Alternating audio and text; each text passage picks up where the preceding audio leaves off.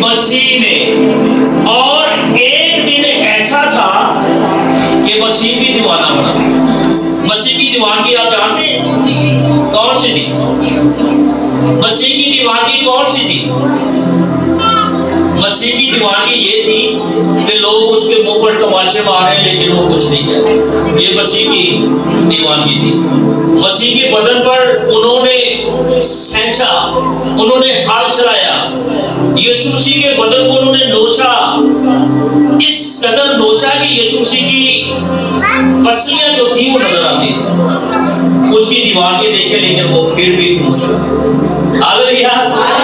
دیوانہ کیڑا ہوتا ہے نا، انہوں پاوے جو کچھ مرضی جو کوئی بھی کہہ دیتا جائے لیکن وہ اپنی دیوانگی چ مگن ہوتا ہے، وہ نال جدی لگن لگی ہوتی ہے نا جہی چیز تھی وہ صرف اور صرف وہ چلے اور کسی چیز سے نہیں چلتا۔ یہ مسیح کی دیوانگی تھی، وہ آپ کے لیے دیوانہ ہوتا۔ ہاللیلویا۔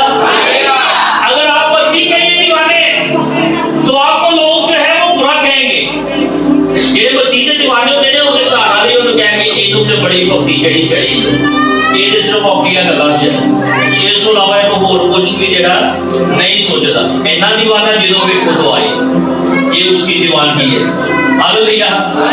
آپ اپنوں میں رہیں گے لیکن اپنے جو ہے وہ آپ کا یقین نہ کریں۔ آپ جب مسیح میں مگن ہوں گے تو فقط مسیح کا جلال، مسیح کا رابطہ آپ کے ساتھ ہوگا۔ ہاللیلویا۔ ہاللیلویا۔ آج بڑا خوبصورت پیغام ہے، سے لیجئے خداوند کی آپ کے ساتھ وفاداری۔ کس کی وفاداری؟ سنیے گا، کس کی وفاداری؟ میں آپ کی وفاداری کے بارے میں نہیں کہہ رہا، میں خدا کی وفاداری کے بارے میں کہہ رہا ہوں۔ یہ خداوند کی آپ کے ساتھ وفاداری، آپ کی وفاداری نہیں۔ ہم تو وفاداری نبھانا جب نہیں چاہتے لیکن خدا با وفا ہے، وہ وفادار ہے جو آپ کے ساتھ وفاداری کرتا ہے۔ ہاللیلویا۔ آج کے دن ہمارا مضمون ہے خدا کے ساتھ وفاداری، خدا کی ہمارے ساتھ وفاداری۔ خدا کا ایک حلیم اور جنگجو خادم، خدا کا ایک حلیم اور جنگجو خادم جس کا نام یشوع ہے، جس کا نام یشوع ہے۔ یشوع ایک اچھے کردار کا مالک تھا، وہ ایسا شخص تھا جو ہر کام کر سکتا تھا۔ یشوع ایک ایسا اچھا خادم تھا، ایک ایسا اچھا آدمی تھا جو سب کام کر سکتا تھا۔ اس کے بارے میں ہم سنتے ہیں کہ جب اسرائیلی مصر سے نکلے تھے، جب اسرائیلی مصر سے نکلے تھے تو یشوع کا اس وقت کیا کردار تھا۔ اگر آپ اسے پڑھنا چاہیں تو خروج پاک کی کتاب اور اس کے 8 باب اور اس کی 14 آیات میں ہم اس بات کو جان سکتے ہیں، اس بات کو پڑھ سکتے ہیں۔ ایک ایسا واقعہ ہے کہ جب امریکیوں نے اسرائیلیوں پر اس وقت حملہ کیا جب وہ پورے سینا کی طرف بڑھ رہے تھے، یہ آدمی صرف اس وقت ہی فاتح آپ ہوتے تھے جب خدا کا بندہ موسیٰ اپنے دونوں ہاتھوں کو اٹھا کر دعا کر رہا تھا۔ یہ کس وقت فاتح ہوتے تھے؟ جب خدا کا بندہ موسیٰ اپنے دونوں ہاتھوں کو خدا کی طرف اٹھا کر دعا کر رہا تھا۔ موسیٰ جب تک خدا کے حضور میں اپنے ہاتھوں کو اٹھا کر دعا کرتا رہا، یہ جنگ میں فاتح ہوتے رہے۔ ہاللیلویا۔ اور جب موسیٰ کے ہاتھ نیچے ہو جاتے تھے تو تمام بنی اسرائیل قوم جو ہے یہ عملیوں سے ہارنا شروع ہو جاتی ہے۔ یہ خدا کی وفاداری ہے جو خدا نے ان کے ساتھ نبھائی۔ خدا نے ان سے کہا کہ میں تمہارے ساتھ ہوں۔ خدا کی وفاداری دیکھیے گا کہ خدا کے حضور میں جب تک ہاتھ کھڑے رہے اور وہ لوگ فتح پاتے تھے، جب ان کے ہاتھ نیچے ہو گئے تو وہ ہارنا جو ہے شروع ہو گئی۔ یہاں پر کہا جا رہا تھا کہ آپ دعا کیجیے، दुआ कीजिए। दुआ में इस कदर ताकत है कि आप लोग इसका खुद से जो है वो अंदाजा नहीं कर सकते। दुआ में इस कदर ताकत है। यहाँ पर मैंने आपको बताया कि जब तक हाथ खड़े रहेंगे खुदा आपको बातें करता रहेगा, चाहे बीमारी हो, चाहे बुरे हालात हो, चाहे कुछ भी क्यों ना हो, खुदा जो है वो आपको बातें करेगी। आमीन। जब खुदा के सुर में हम हाथ उठाते हैं तो खुदा हमें बरकत देता है। यीशु को इसके बारे में पता भी नहीं है, खुदा उसको आने वाले वक्त के बारे में जो बता रहा है, इसलिए खुदा उससे बता रहा है क्योंकि वो वफादार है। हालेलुया। और जो खुदा पे वफादार होते हैं, खुदा उनके साथ जो है वो वफादार होता है। आमीन। Praise the Lord.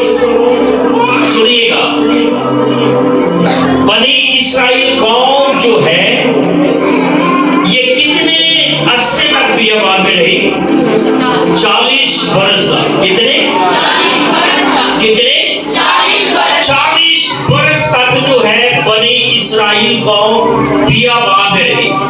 और खुदा का मंसूब यानी कि यीशुआ जो उस वक्त के जासूस थे, उनसे खुदा के बता मूसा ने इसे चुना और 40 बरस तक ये मूसा के साथ उस बियाबान में रहा।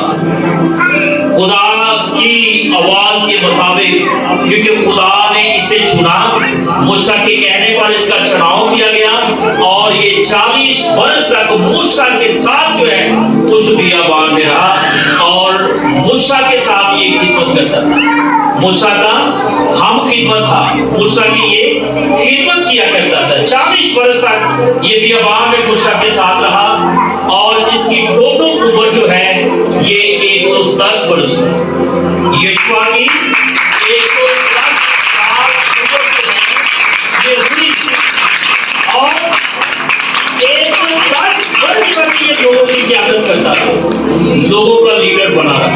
हालेलुया। ये खुदा की वफादारी है, क्योंकि खुदा ने अपने मखसूस से यीशुआ से कहा था कि तू आने वाले वक्त में इस बड़ी इस्राएल कौम की जो है क़यादत करेगा। आमीन। और इस्राएली खुदावंद की परस्तिश यीशुआ के जीते जी और उन बुजुर्गों के जीते जी करते रहे जो यीशुआ के बाद जिंदा रहे। जो यीशुआ के बाद जो परस्तिश उन्होंने यीशुआ के साथ की, उन बुजुर्गों के साथ की, इनके जाने के बाद भी वही परस्तिश जो है वो करते रहे। मैं आपको बताना चाहता हूं कि यीशुआ और कालम जो है ये वह दो ऐसे शख्स थे जो वादे की सरजमीन पर पहुंचे, जो वादे की सरजमीन पर पहुंचे। यीशुआ और कालम ईमानदारों में जो शुमार किया जाता है सिर्फ और सिर्फ यीशुआ और कालम का है, जो उस वक्त इस्राएल से निकले थे, इस्राएली थे, इस्राएलियों के साथ थे और वादे की उस सरजमीन पर पहुंचे। हालेलुया। हालेलुया। और खुदावंद के सब कामों से जो उसने इस्राएलियों के लिए किए वाकिफ थे। जो काम इस्राएलियों के लिए खुदा ने बियाबान में किए उन सब कामों से ये वाकिफ थे। यीशुआ इसकी 24 बाब और इसकी 31 आयत में ये लिखा हुआ है, ये उसके किरदार की एक अजीम गवाही थी। यीशुआ के किरदार की ये एक बड़ी अजीम गवाही थी। क्या? कि वो तमाम तर उन कामों को जानते रहे। ये गवाही है यीशुआ की। खुदा के साथ वो वफादार था, खुदा में चलता था, खुदा की कुर्बत में रहता था। ये उसकी बड़ी गवाही है। इस्राएलियों के लिए वो क़यादतमंद रहा और उसने इस्राएलियों की क़यादत की। क़यादत का ये एक अजीम नमूना था कि किस तरह उसके पीछे चलते हुए खुदा की पैरवाई की जाए।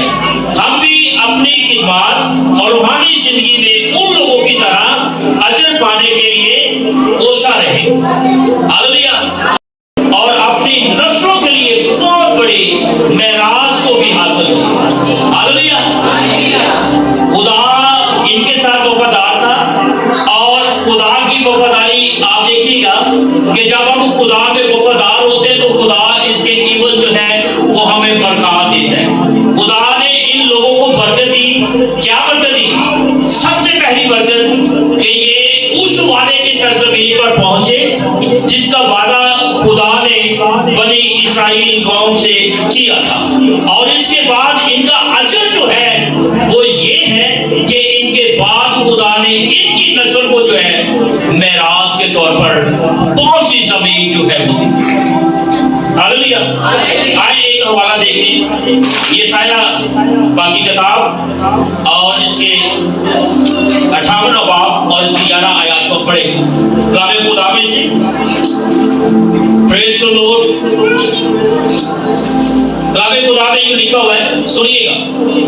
اور خداوند سدا تیری رہنمائی کرے گا اور خشک سالی میں تجھے سیر کرے گا اور تیری ہڈیوں کو قوت بخشے گا. بس تو سیراب باغ کی مانند ہوگا اور اس چشمے کی مانند جس کا پانی کم نہ ہوگا. آمین. کلام خدا کا پڑھا جانا, سنا جانا, سمجھا جانا اور قبول کیا جانا ہم سب کے لیے باعث برکت. خداوند کا شکر.